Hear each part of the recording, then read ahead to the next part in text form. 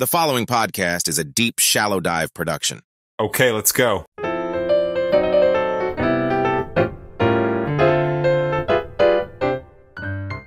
Woo, doggy. All right, if there ever was a bonus episode that was needed, today is that day because, man, I got some good feedback from yesterday's episode talking about the new kids on the block. And by the way, I did want to give a shout out to my lifelong friend, Greg Sutyak, the second greatest wiffle ball player to come out of Chesterland, Ohio. Greg said that he really thoroughly enjoyed when I sang Janet Jackson Control, which I won't do again. But what I will do is I'm going to dedicate a little New Kids on the Block to him. So, Greg, this is for you. Oh, oh, oh, oh, oh, oh, oh, oh, oh.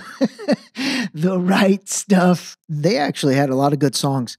You know what's cool? Because I use Spotify for podcasters, I actually could insert the real New Kids on the Block song right now. But the problem is when I export this out or when it gets syndicated out, because of rights issues, that song will not play on Apple Podcasts or Google Podcasts. So that would throw off the flow. So I'm not going to do that. All right, listen, let's use that as a segue. The Right Stuff. Do Vivek and Robert F. Kennedy Jr. have the right stuff? You know, I don't know, but let's talk about the feedback that came in yesterday and really delve into these guys a little bit more. I'm going to start with RFK Jr. this time. And I will say this, I had a couple people who were a little critical that I brought up his voice issue. And you know what? Listen, I'm not saying anything bad about it, but again, if you haven't realized so far, I will call a spade on this stuff. And it's hard to listen to him. I'm sorry, it is. And if you can't admit that, then I don't think you're being honest, and it's posturing. And again, I'm not saying it's bad. I'm just saying it is difficult to listen to him. And he even says it himself. So I actually did some research on it, and he had an interview with Piers Morgan where Piers basically said, okay, what's up with the voice? And it says, unbothered by the question, Kennedy launched into the story. I had a very strong voice until I was 42 years old. In 1996, I had an injury that caused a neurological disorder called spasmodic dysphonia. And it makes my voice like this. I personally cannot even listen to my own voice. When I go home, I will not listen to this program. By the way, that was about Robert F. Kennedy Jr., not about me, okay, you Weisenheimers. When I go home, I absolutely will listen to this program. I think I end up listening to my podcasts on every platform just to make sure they sound good. So yeah, that was about RFK Jr., not me. Anyway, I do appreciate Robert F. Kennedy Jr. being forthright about it. There were other interviews I saw where he does talk about it. Even though he doesn't give the exact cause, he does talk about it. The other thing that I really applaud Robert F. Kennedy Jr. for, and then definitely Vivek, I think Vivek has put on a masterclass with this, is, you know, they are getting out there and they are talking to everybody. They're going everywhere. I think they've both been on Joe Rogan. They've gone to Bill Maher. They've talked to guys like Russell Brand. You know, they're not just relying on what some of these other candidates, and I'm talking about the more traditional candidates, you know, the Mike Pences of the world, the Chris Christies, even Nikki Haley on the Democrat side. I mean, so far there's really just Marianne Williamson, and I think she's actually, I would group her with Kennedy Jr. and Vivek. You know, they're getting out there and they're talking to different people. They're not just relying on the old school approach of going to the networks and going to the mainstream media. And to me, that's a true sign of the times, and that differentiates them from these other people. That differentiates them from the stereotype, which now is a negative one, about what a politician is. And it's because of what's taken place over the past really, I'll even say the past 6, 7 years, but they are differentiating themselves by looking at new media in order to gain an audience. And again, that's refreshing to me. I'd like to see Mike Pence go on Joe Rogan. You know, let's see how you can handle a real dude asking you questions, not questions that you've probably been prepped on and that you've probably been given in advance. One of my favorite expressions is when somebody tells me that what I said is real talk.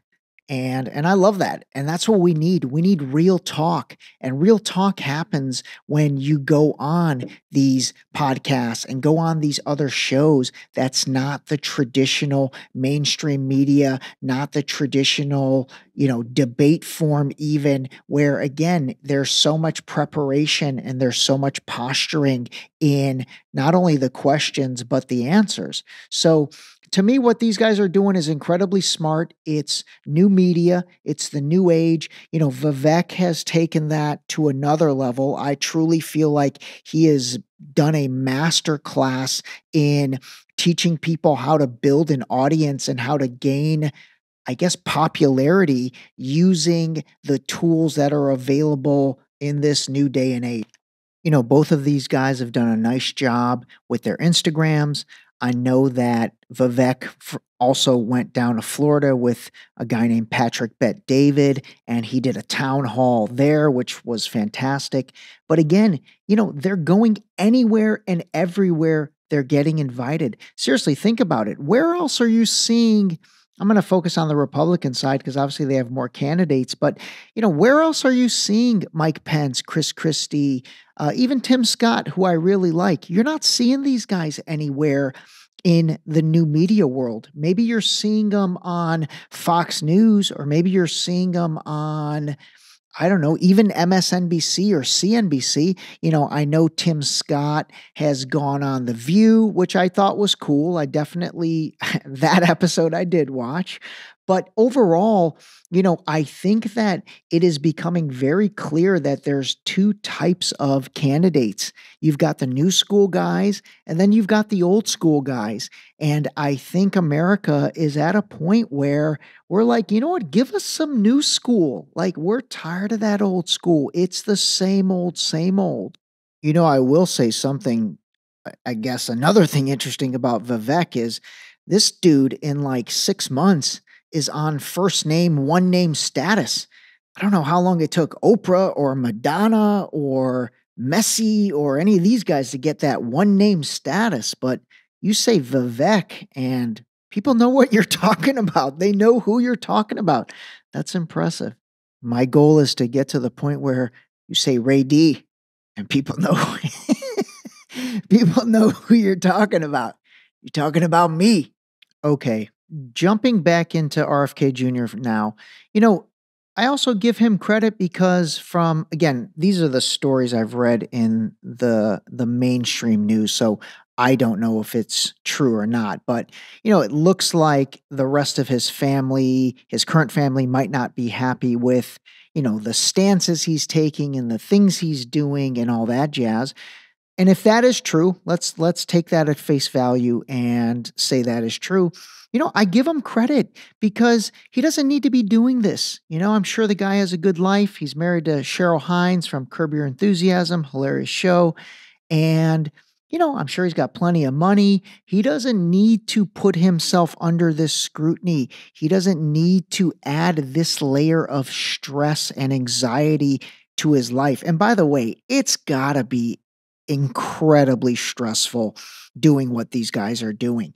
So for Robert F. Kennedy Jr., I really do give him credit for taking this on when he could probably just, live an amazing life and not put himself through this scrutiny and this examination and put himself under this microscope. So just to conclude on those two guys, again, obviously we need to find out more information about them. I want to really understand when it comes to policies and the issues where their stance is. But as of right now, again, I find them very refreshing, and I see nothing wrong with having two people who are not seasoned politicians, who are not politicians by nature, or more importantly, career politicians. Those are the most dangerous ones to me. Those people have decided to make politics their business. Okay? Politics is their business, and those are the ones we should be the most worried about. The career politicians, because they're just trying to survive. They will go administration to administration and they're surviving. I'm talking about people like Lindsey Graham, and some of you might not like this, but the Nancy Pelosi's of the world. People that have been in politics for 30, 40, 50, 60 years. Come on. That's just insane. They're survivors. All right, the last thing I want to talk about today is something that I think is incredibly important and relevant, and that's transparency. We've had such a lack of transparency over the past few years. We just have. Come on, you've got to admit that. There's been a lack of transparency. And the reason I know that is because life is different. Life is different. This world is a different place. And again, I know I've hinted toward this, but I'm gonna tease it again. The day after Trump won the election in 2016, that was the first day of the beginning of a new plan that started getting hatched. And again, I'm going to talk about this thoroughly in another episode. But at the end of the day, if you want to even take it to 2020, life is totally different since 2020. It's a different world. All right, well, there you have it. Another little bonus episode building on the previous one. I think it's a good discussion. I think we got to keep it going. And I hope everybody enjoys their weekend. And remember, just like we did in this episode, hopefully, call a spade a spade. All right, everybody. Talk to you soon. This episode was brought to you by Boost Liquid Vitamins. Wake up, take your Boost, start your day. Drink your vitamins, build your immune system with Boost. Available on Boost.com.